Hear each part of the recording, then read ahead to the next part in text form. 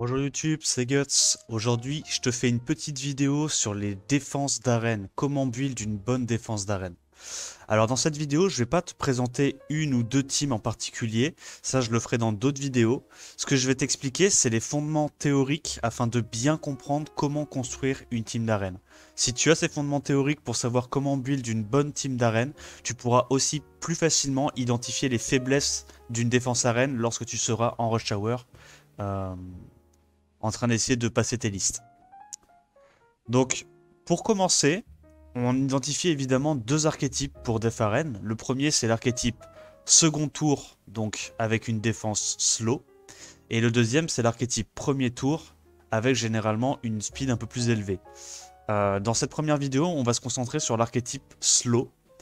Là, comme tu peux le voir, c'est ma def, ma troll def de semaine, donc je la change régulièrement en l'améliorant progressivement plus la semaine avance pour bien me placer. Donc moi, comment je raisonne lorsque j'essaye de build une défense? Je raisonne en termes de fonction. C'est-à-dire que dans mes teams de défense, composés de 4 mobs, il faut que j'arrive à répondre à certains besoins dans ma défense. Et je vais t'expliquer quels sont ces besoins, quels sont les besoins qui sont impératifs pour cet archétype de défense, et quels besoins sont plus optionnels et dépendront de chacun d'entre vous. Donc pour moi déjà, pour faire une bonne def arène second tour, le premier impératif c'est d'avoir un leader skill qui soit intéressant. Qu'est-ce que j'entends par leader skill intéressant pour du deuxième tour? C'est le lead HP ou évidemment le lead résistance, donc par exemple une Praha. Ça c'est les deux leads qui vont t'intéresser le plus possible, parce que en tant que compo deuxième tour, ta seule préoccupation c'est de tanker le premier. Sinon, si t'as pas le temps de jouer, ça ne sert à rien que tu aies tous les 7 vio, toute la speed et l'accuracy que tu veux. Si de base, tu n'as pas les HP et la résistance nécessaires pour tanker le premier tour, c'est même pas la peine. Donc en fait, ce qui va t'intéresser déjà, c'est dans un premier temps trouver un bon lead. Ensuite, tu dois impérativement avoir un healer Nemesis dans ta compo. Pourquoi un healer Nemesis? Parce que si tu n'as pas ce healer Nemesis, tu vas te faire tuer trop facilement par les compos en plusieurs temps. Donc ce que j'appelle compos en plusieurs temps, c'est les compos avec plusieurs DPS dans la compo. C'est-à-dire que en fait, comme tu as une compo deuxième tour, de toute évidence, ta compo va être runée assez tanky pour tanker le tour 1, on est d'accord. Donc en fait, logiquement, les gens ne devraient pas pouvoir te tuer sur le premier hit. Par exemple, on peut pas te mono-Lucian. Pourquoi? Parce que tu as tous tes mobs qui seront runés très tanky, donc le mono-Lucian n'est pas possible. Donc pour te tuer, la solution la plus évidente, c'est de te tuer en prenant un plus grand nombre de DPS dans ta compo. Donc en fait, ce qui va se passer, c'est qu'ils vont essayer d'y aller avec 2 ou 3 DPS, et à ce moment-là, le healer en Nemesis va te permettre de pouvoir contrer ce genre d'offense. Donc le healer en Nemesis, obligatoire. En plus de ça, tu peux rajouter ce que j'appelle des healers passifs. C'est-à-dire des healers qui n'ont pas besoin de prendre leur tour expressément avec du Nemesis pour prodiguer une réduction de damage ou du heal. Donc par exemple, Molly, Triana, des Darion, des choses comme ça. Une fois que tu as utilisé ces healers, il va falloir savoir si tu veux mettre ou non dans ta compo un potentiel d'aggro ou un CC. Donc moi je pense que pour une compo second tour, tu es obligé d'avoir un potentiel aggro. Donc un potentiel aggro, qu'est-ce que je veux dire par ça? C'est un mob qui peut te faire gagner. C'est un mob qui te fait gagner en prenant son tour. Parce qu'il soit il tue la menace en face, soit il contrôle la team en face. Donc ça peut être soit un damage dealer. Donc par exemple, c'est des exemples, hein, tout ce que je vous dis. Hein. Il y a plein de mobs qui peuvent avoir cette fonction-là. Un Perna, un Antares, comme on faisait à l'époque, bon, maintenant c'est un peu moins fort, mais à l'époque il y avait des Mio, des Yunu maintenant, je vous présenterai dans les prochaines vidéos l'intérêt de Yunu en défense. des potentiels comme le strip AOE de Juno, etc. Et en plus de ce potentiel aggro, une fonction qui fait aussi le même travail que ce potentiel aggro, c'est le CC. Donc par exemple, un Karnal. Parce qu'en fait, même si vous tuez pas tout de suite la team en face, si vous arrivez par exemple à la stun slow, vous allez pouvoir avoir suffisamment de tours derrière pour, même sans avoir un gros potentiel offensif, tuer les AO qui sont squishy en arène. Parce qu'en fait, de toute façon, quand on joue une défense second tour, on sait qu'on va se faire taper par des trucs squishy, parce que les offenses bruiser, quand en face il y a un ou deux heals avec que des mobs très tanky, ça prend une plombe. Les gens n'attaquent pas avec ça généralement. En tout cas, pas à haut niveau. Donc une fois qu'on a mis ce potentiel aggro, ce potentiel CC, les fonctions optionnelles, quelles sont-elles? Il y a les buffers. Donc par exemple, un Vigor, moi à l'époque je jouais beaucoup Vigor en tant que healer Nemesis, bah, les buffs qu'il procure sur son S2, c'est un bonus qui est bon à prendre. Il y avait des strippers aussi. À une époque, moi quand je jouais ma team second tour, je jouais beaucoup Clara.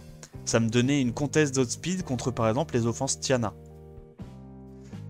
Mais c'est tout ça, encore une fois, c'est pas obligatoire.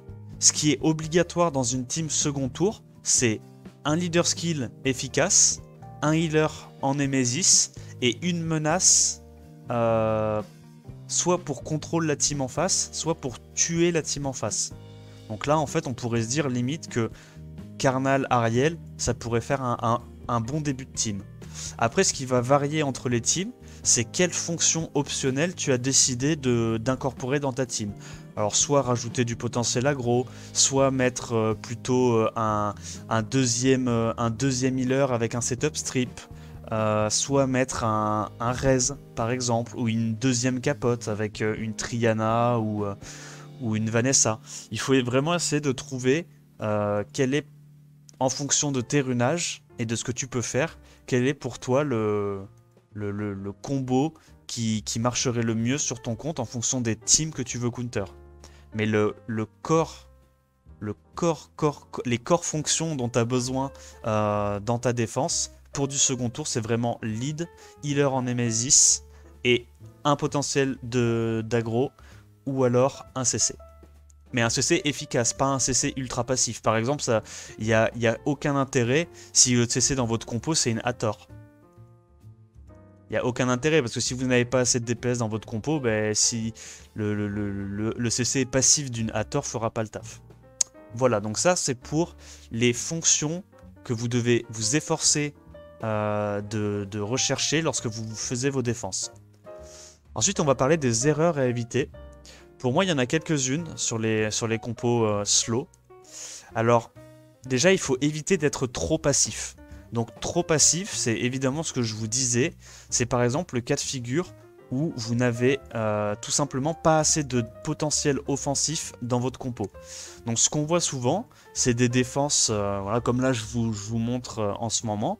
C'est des défenses où tu mets tout sur la défense et pas assez sur l'attaque. Et en fait, ce qui va se passer, c'est que vous êtes censé, avec votre défense T2, tanker le premier tour, mais il faut qu'au moment où vous jouiez, vous puissiez avoir une assez bonne chance de terminer le combat sur le premier tour. Qu'est-ce que j'entends par terminer le combat sur le premier tour? C'est pas évidemment one-shot la compo en face de vous, ça peut, mais c'est juste soit one-shot une des menaces, donc qui va faire qu'après la personne qui vous attaque n'aura plus le DPS pour passer le reste de votre défense, ou alors contrôle suffisamment la compo en face pour que vous puissiez prendre un différentiel de tour sur cette compo et tour 2, tour 3, tuer les menaces. Et en fait, ce qui se passe quand vous avez une compo trop passive, c'est que l'adversaire en face va pouvoir faire des offenses où il met énormément de potentiel offensif en se souciant assez peu de sa défense. Par exemple, ce qui va se passer, c'est que vous allez pouvoir vous prendre des offenses avec au hasard du Bastet triple Luchen, ou alors des offenses avec des Nucker AOE et un Jamir pour y aller en 2 temps, parce que de toute façon vous n'êtes pas menacé. Donc vous allez voir que si vous attaquez ce genre de défense, ils n'auront pas le potentiel offensif pour vous inquiéter. Et même si vous ne tuez pas la compo tour 1, donc là vous voyez il cut, il m'enlève le buff attaque, mais c'est pas grave. Parce que de toute façon, je vais y aller en 2 temps et c'est absolument impossible de tanker une Jamir double DPS AOE. Donc là, il joue, il ne fait rien parce qu'il n'a pas de potentiel agressif suffisant. J'attends mon deuxième tour et je recommence. Et en faisant ça, vu qu'il n'a aucun potentiel agressif, je le passe sans trop de soucis avec ce genre d'offense puisque je vous ai déjà présenté dans une autre vidéo ces offenses mid-range qui sont assez intankables. Voilà, donc ça c'était pour vous parler de la première erreur à éviter. La deuxième erreur à éviter, c'est qu'il ne faut pas faire des builds que j'appelle entre deux. C'est-à-dire qu'il ne faut pas avoir le cul entre deux chaises lorsque vous faites des builds dans une défense tour 2 qui est censée être très tanky. Qu'est-ce que j'entends par ça? Par exemple, vos Vanessa, vos supports qui doivent vous faire tanker. Typiquement, il ne faut pas du tout mettre ce genre de Triana. Vous voyez? Là, on est sur une Triana en attaque, crit damage, attaque. Elle a des subs offensives. C'est pas bon du tout. C'est pas son rôle. Le rôle d'une Triana et d'un support dans ce genre de défense, c'est absolument de vous faire tanker. Donc là, par exemple, si on devait choisir parmi les Triana que j'ai qui sont déjà build, voilà, j'irais plus partir dans des Triana beaucoup plus tanky avec des subs de support. Il faut bien identifier dans votre compo le rôle de chacun de vos mobs. Donc là, par exemple, bon, dans ce genre de compo, je vous ai dit, elle est pas bonne, mais si on rajoute un petit CC, un potentiel de... soit un potentiel agressif, soit un potentiel de contrôle. Donc le potentiel de contrôle, il n'a pas besoin de sub offensive, hein. Donc là, vous voyez, c'est mon carnal que j'utilise en siège, il a absolument pas besoin de tocrit. Là, ce qu'il lui faut, c'est juste de la tankiness, de l'accuracy et les 7 view will. Et de toute façon, son potentiel agressif du carnal, il vient de son CC et pas de ses dégâts. Par exemple, si vous mettez au hasard, on va dire un Perna, votre Perna n'a pas besoin d'être full nucker. En fait, il faut juste que vous ayez assez de damage pour... En fait, pour chaque potentiel offensif que vous mettez, il faut identifier quelle est la menace à laquelle il va répondre, donc quel est le mob dans l'offense qu'il est censé tuer. Ensuite, une fois que vous avez identifié ça, il faut chercher combien de dégâts minimum vous avez besoin pour les tuer. Et enfin, une fois que vous avez atteint ce montant de dégâts minimum, vous mettez de la tankiness ou de la speed, ou les deux. Mais il faut vraiment, en fait, bien définir, grâce aux fonctions que je vous ai énoncées avant, quelle va être l'utilité de chacun de vos mobs dans la défense. Et il faut vraiment maximiser ces builds-là et bien comprendre quels doivent être les rôles de chacun de vos mobs. Si vous vous éparpillez, il faut vous dire que c'est des stats perdus qui vous feront perdre des offenses que vous êtes censé gagner. Là, par exemple, avec la Triana Tanky, bah, si je mettais une Triana Tanky, non seulement ça ne booste pas mon potentiel offensif, puisque actuellement il n'y a pas de setup buff attack break def, donc en fait, la Triana, qu'elle soit en crit damage ou pas, ça changera pas énormément ses dégâts. Mais par contre, le fait qu'elle soit en crit damage et qu'elle n'ait pas Sandraise, ça veut dire que vous allez mourir et qu'elle ne va pas faire son taf de sauver un de vos mobs tour 1, puisqu'elle n'aura pas la tankiness nécessaire. Voilà, donc spécialisez bien vos mobs. Ensuite, ce qu'il faut éviter, c'est d'oublier de caper en raise les cleansers et les mobs qui sont censés ressusciter votre compo, ou alors vos capotes. Pourquoi? Parce que ces mobs-là, c'est vraiment les mobs qui doivent retourner la game s'il y a la moindre résistance. Évidemment que vos potentiels offensifs, vos mobs CC comme des carnals, etc., ils n'ont pas besoin d'être capés en raise. Parce que vous avez d'autres stats à aller chercher. Vous devez aller chercher l'accuracy et la tankiness. Mais les mobs qui doivent vraiment support votre compo, la cleanse idéalement. Pourquoi? Parce que quand quelqu'un utilise une offense avec des bombers, quand quelqu'un utilise une offense avec des Tiana into CC AOE, ben, si vous avez votre cleanser qui résiste, ça va vous augmenter considérablement vos chances de gagner parce que vous allez nullifier le tour 1 de l'adversaire. Pareil avec le raise, c'est la même logique. Donc ces mobs là, il ne faut pas oublier de les mettre à 100 de raise. Ensuite, dernière partie de la vidéo, on va s'attaquer aux conseils. Donc j'ai des conseils généraux évidemment et des conseils qui sont plus axés pour la slow défense. Donc les conseils généraux, déjà il faut rendre votre team le plus équilibré possible au niveau des fonctions que je vous ai présentées. Effectivement, plus vous avez de fonctions différentes en un minimum de mobs, plus votre défense pourra couvrir un nombre de cas de figure étendu. Ensuite, il faut également évidemment s'assurer qu'elle counter les offenses les plus communes.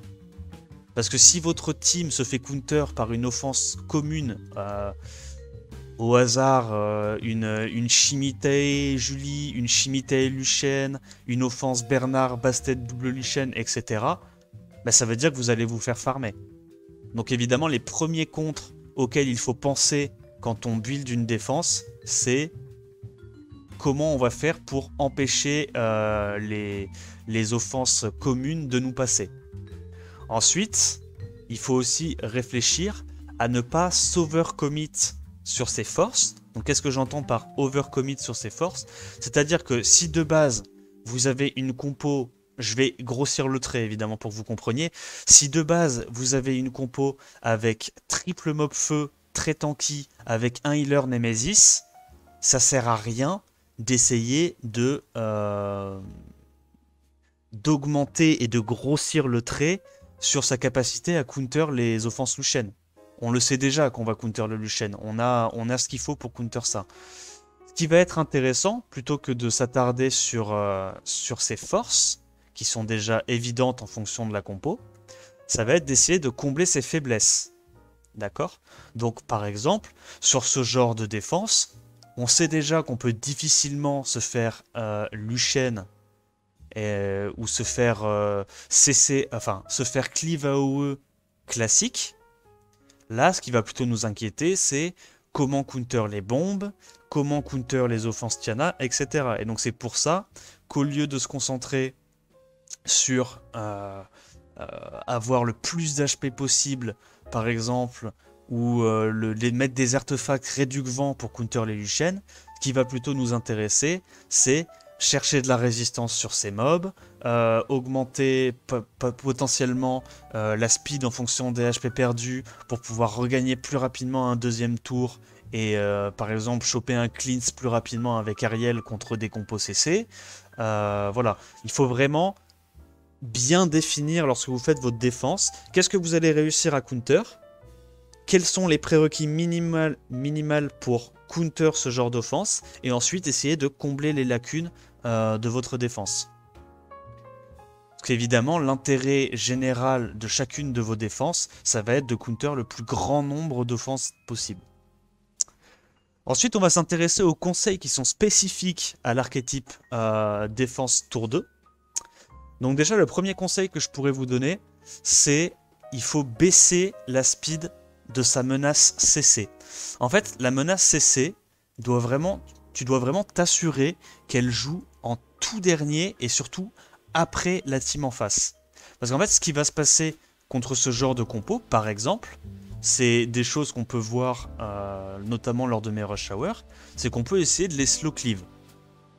En fait, le truc, c'est que en essayant de les slow cleave, donc il y en a qui peuvent par exemple enlever une Tiana quand ils voient qu'il n'y a pas d'immu en face. Donc imaginons il n'y a pas une Triana, il y a autre chose, il y a une Molly. Donc tu sais qu'il n'y a pas d'immunité en face. Mais au lieu de prendre une Triana par exemple, ce que tu vas faire c'est tu vas prendre un troisième DPS AOE. Tu vas ruiner toute ta team à plus 60 de speed et tu vas attendre que la compo en face joue et tu clean up. En fait, ce qui se passe, c'est que pour counter ce genre d'offense, notamment, vous allez pouvoir faire en sorte de mettre votre menace CC très très low en speed, à plus 50, plus 60 en speed. Quel est l'intérêt de mettre votre CC aussi lent? Bah, notamment aussi, ça counter les offenses avec Jamir. Parce que si votre menace CC est un peu trop rapide, ce qui va se passer, c'est que donc la team va jouer, les deux DPS AOE vont jouer. Le Jamir, par exemple, il va être trop lent, donc il va jouer après votre Karnal. Le Karnal va faire son S3, va strip stun tout le monde, et le Jamir va jouer juste derrière, va cleanse. Donc en fait, l'intérêt d'avoir un CC qui est très lent, et même un potentiel offensif qui est assez lent, c'est de pouvoir counter ce genre de choses. Counter les slow cliff très lentes et les Jamir. Ensuite, le deuxième conseil que je peux donner concernant la speed de la compo, c'est que le seul mob qui a besoin d'un minimum de speed dans votre compo, c'est le healer Nemesis. Parce que c'est le seul qui a besoin qui doit assurer de casser le combo d'une offense en face qui aurait 2 ou 3 damage healer AOE.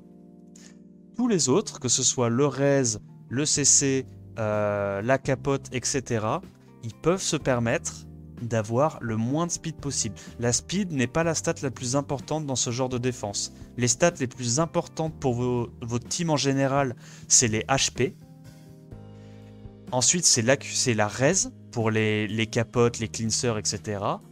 Et l'accuracy pour vos potentiels CC, ou alors les subs offensives pour vos potentiels aggro. Ça dépend desquels. Mais la speed, le seul mob sur lequel la speed est important, c'est votre healer en Nemesis. Ça, il faut bien vous le rentrer dans le crâne. Ensuite, ce qui est important de faire, c'est d'adapter les artefacts. Donc adapter les réductions élémentaires de damage notamment. Donc là évidemment vous voyez que mon Ariel il n'a pas des artefacts réduction élémentaire parce que vous savez je le joue actuellement dans une défense tour 1. Mais dans une défense tour 2, l'important c'est pas de laper des tours. Vous savez que vous allez être plus lent que votre adversaire. L'important c'est d'assurer de survivre au tour 1. Donc ce qui vous intéresse c'est évidemment les artefacts réduction de damage. Donc là il suffit de bien identifier quelles sont les offenses qui vont vous taper le plus souvent et les offenses qui peuvent vous counter le plus possible. Et adapter vos artefacts réduction élémentaire en fonction de ça. Et donc évidemment, en faisant ça, on s'assure notamment de counter les contres communs les plus évidents. Et également essayer de counter aussi, si on voit qu'on a déjà le prérequis de tankiness, eh bien on peut derrière essayer de foutre des artefacts pour counter des compos qui sont fortes contre nous. Et de ce fait, essayer de couvrir le plus de cas de figure possible. Il faut se dire vraiment que les artefacts, c'est la variable d'ajustement qui vous permet de combler vos runes. Donc farmer des artefacts, c'est ultra important en DFR. Et enfin, le dernier conseil qui est assez évident, c'est qu'il ne faut pas oublier de mettre le wheel sur toute sa compo. Pourquoi? Parce que ça rajoute une instance RNG, donc le fameux Accuracy Resistance Check, et ça force surtout l'adversaire à prendre un stripper dans sa compo. Parce que par exemple, donc, partons du principe qu'on ne joue pas Triana, et qu'on joue une compo tour 2 sans aucune immunité, comme je vous ai dit tout à l'heure, la personne en face peut y aller avec full DPS sans prendre un stripper. Donc par exemple, on pourrait imaginer une compo comme ça, vous voyez. Au lieu de prendre une bastet, il prendrait un galion parce qu'il sait que vous n'avez pas de wheel. Du coup, il bénéficie et du buff attaque et du break def, ce qui fait qu'en fait, c'est intankable. Le wheel va obliger vos assaillants à prendre un stripper dans leur compo ou alors à ne pas avoir de setup break def, donc ce qui va augmenter votre survivabilité. Donc il faut toujours garder ça à l'esprit. Voilà, ben, j'espère que ces conseils t'auront été utiles. Si c'est le cas, n'hésite pas à liker la vidéo, à commenter pour partager un peu tes idées et évidemment poser tes questions si tu en as. Et évidemment à t'abonner à la chaîne. En attendant la prochaine vidéo qui arrive soon sur les défenses premier tour, je te dis ciao ciao.